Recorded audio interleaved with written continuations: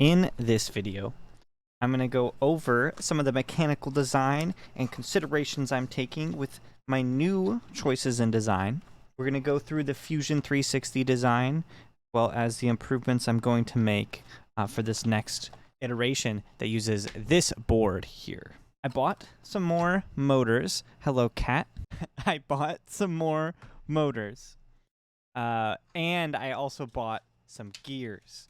These are plastic tooth gears. These are brass gears. This one has 9 teeth. This one has 12 teeth. The plastic ones are way easier to put on, so we're probably going to go with that. 12 teeth. Boom. Easy. Metal one, I had to use a hammer. Don't want to do that anymore. No fun. But these are little motors I used in my original RC car, and they worked quite well, so I just bought more. They were cheap, and Amazon delivers fast. So cool. Let's get right into it. I'm going to go ahead and open up Fusion 360 and start going through some of the design. Jesus Christ, Grim. The original design used 3D printed gears. Horrible idea. Terrible. Terrible idea, especially the pinion. I don't think I can get out of this. I think I have to use a 3D printed, what they call a spur gear, the one that attaches to the axle with the wheels. The way it works is I use these little couplers here. I replace the little, what they call a grub screw with an actual screw. These couplers can latch onto the axle pretty firmly, and that is what this screw is here. There's a little coupler jammed into there, which you can see in the 3D model, and my cat's butt it fits right into here. So I do want to keep this design. So first things first, I'm going to make a representation of the 12-tooth gear I bought from Amazon. And then I'm going to make a gear that makes sense to use with it and probably copy over this situation here.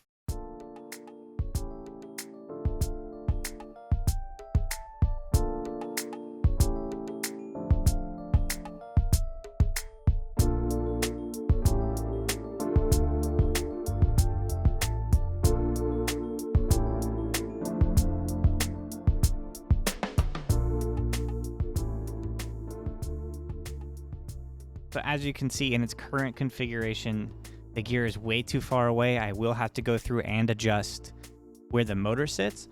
But first things first, I want to 3D print this out and see if it even works. That is pretty major. Before I go through and organize a lot of this project, I need to make sure I can even print a gear with this small of teeth. I'm using Simplify 3D, and I'm using a specialized gear profile that I made. And the only difference here is that even though with my nozzle diameter being 0.4, which is standard, I've lowered my extrusion width to be less than that. I feel like 3D printers really test my patience. Go faster! Gear came out pretty good. Don't mind the fact I couldn't get off the printer for a while, but it got off eventually. Don't worry about it. All right, it's the next day. It has been printed. Seems pretty good, so I'm gonna work on the body here and get this ready to print so we can actually test fit the gear.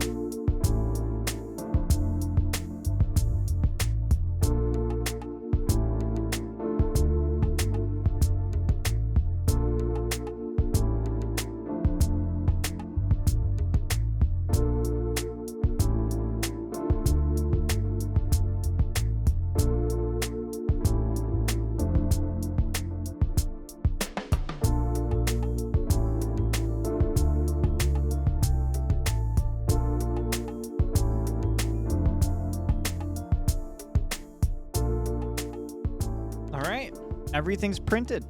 The gear actually came out decently well. A little hard to see because it's yellow. And I printed just the end of the chassis here. I got some weirdness here, I think because the sides are so thin. So I'm going to redesign that to be thicker on both the sides and just add another millimeter of thickness. When I compared back to this design, I can see like this whole thing is a lot bigger. And it was probably an issue I ran into before and just completely forgot about. So anyway, I got it all here. This is just test fit. I want to make sure at least the gear spacing is good. I'm going to attach wheels, bearings. I'm going to do all of it. So I'm going to get going on that, see how this turns out.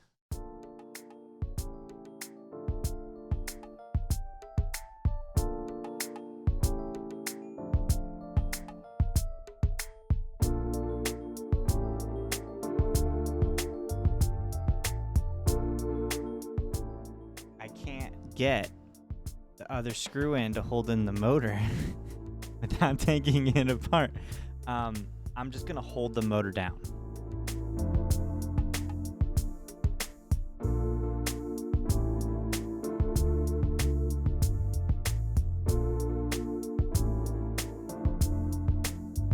All right, soldered some wires on. Oh, this is like really responsive. Ooh, this gear ratio with more torque. Look at this thing, it just takes off.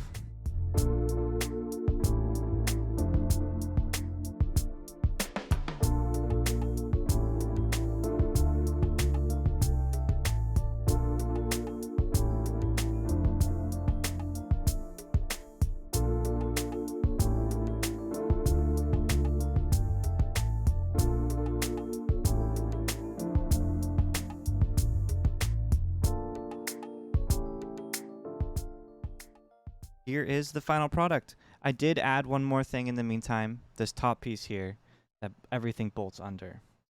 And yeah, this is pretty much the full body. It still looks fairly DIY, and that's okay. That is the point.